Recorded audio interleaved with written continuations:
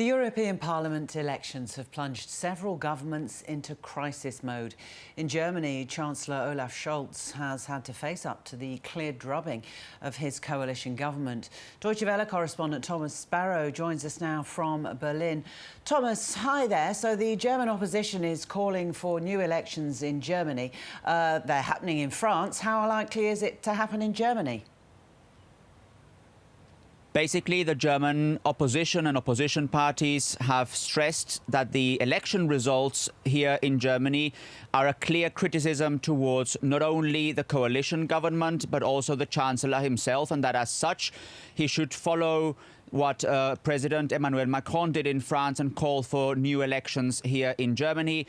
The government, however, stressed that political systems in France and in Germany are different and that there's no intention of calling fresh elections here in this country. In fact, the next regular parliamentary elections in Germany are scheduled for next year, and the government intends to at least come to the end of that normal period, saying that they planned everything from the beginning to govern until the end of the legislative period. So there is a wide discussion here in the country about the possibility of new elections, about the criticism that is being leveled against Olaf Scholz and his government, but the government has so far given no indication that they're going to follow what happened in France and call for new elections here.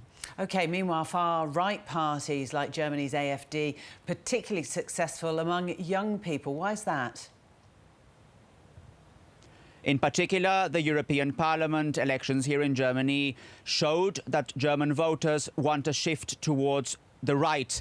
The main party that won the European Parliament elections here in Germany was the conservative bloc CDU-CSU, followed by the far-right Alternative for Germany. And in particular, the far-right Alternative for Germany garnered support from younger voters. And there are several reasons that explain this. One is a general discontent among younger voters that are worried about the direction the country is going in, that they're worried about the economic situation, that they're still affected by crises in the last few years. And that is something that taps into what the AfD as a party also presents.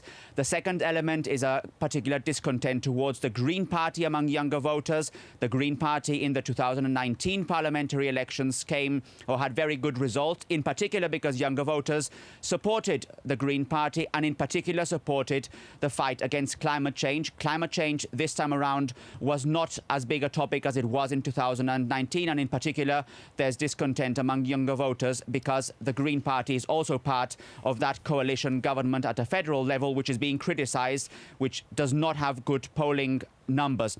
The third element when it comes to younger voters is that they also went to smaller parties. So they basically rejected, to a large extent, big traditional parties, and in particular those parties that are in government, and went to smaller parties. And that also helps to explain why, in general, the results came in as they came in, with the AfD as a party that really gained a lot of support from younger voters in Germany. OK, so Thomas, what impact could these results have on EU relations with other regions of the world? Could it actually impact the bloc's foreign policies?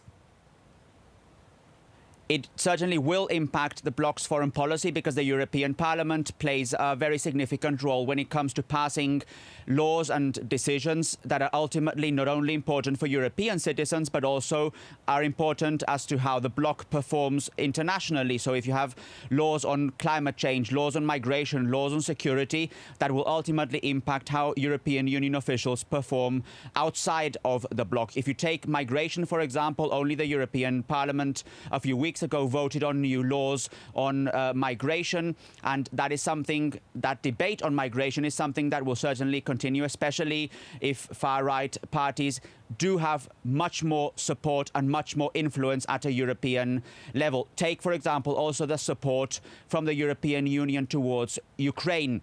Far-right parties in Europe, several of them, including the AfD, are very skeptical of the way that support has been played out at the European level. And in fact, you saw only yesterday here in Berlin the Ukrainian president giving a speech in front of the German parliament.